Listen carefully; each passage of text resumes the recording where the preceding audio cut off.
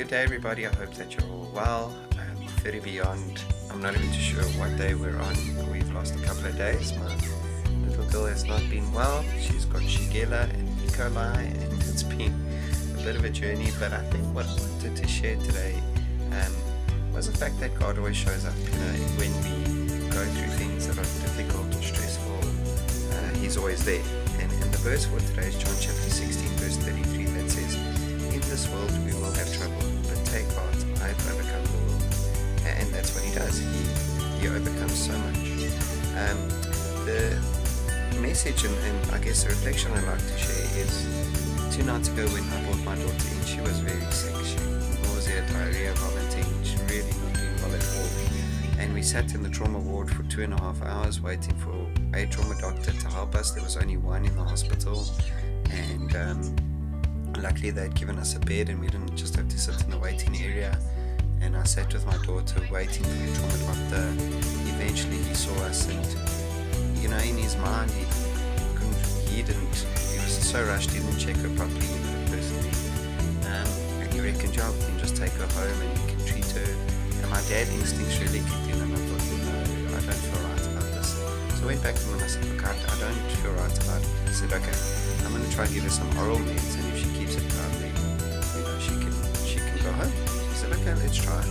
And they came with some oral meds, and believe it or not, like a couple of seconds just after she drank it all came up again. And then I said, you see, well, it got a bit more hectic after this because our medical aid service provider doesn't cover this particular hospital we're in, which we thought it would have.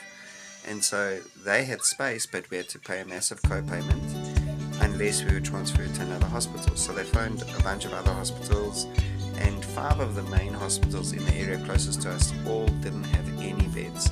There's swine flu going around in South Africa, and a lot of people are very sick. And so, we had to make a plan. So the doctor came back and he said, you've got 2 options. You can either wait in trauma and see if someone's discharged in one of the other hospitals and we'll transfer you, but we can't tell you how long that will take. And at this point my daughter was really sick. She had a fever of 40 degrees. She wasn't well at all. Or he said we get discharged. So I said, well, maybe we can care for a bit at home. But I wasn't feeling right about discharging her. So one of the unit managers or the ward managers came past, and she could see I was not okay. She said, are you okay? And I said, I'm not okay because I want to discharge my daughter. I really don't think it's the right thing. So praise the Lord I didn't, because we got her. Let me just finish that, the amazing part of the story. So the unit manager said, well, give me 2 minutes and I'll come back to you. So she came back literally after 2 minutes. She kept her word and said, we've made a plan for you, don't worry. You don't have to worry about the co-payment. We've got beds here, we can help you guys. So I thought that was amazing. And just after that, about an hour or 2 after that, my daughter had blood in her stool, and there we realized she was very, very sick. And so I diagnosed with Shigella and E. coli, and stayed to hospital, and it was kind of all your plans for the next couple of days go out the window. But in this world we will have trouble. Take heart, I have overcome the world. And just as God has overcome many things in this really broken world we live in, He cares for our lives as well, and He overcomes those things in our lives that we thought we could never overcome, and He makes us stronger and He gives us strength. And the love that has been shown to my daughter during this time of sickness has been amazing.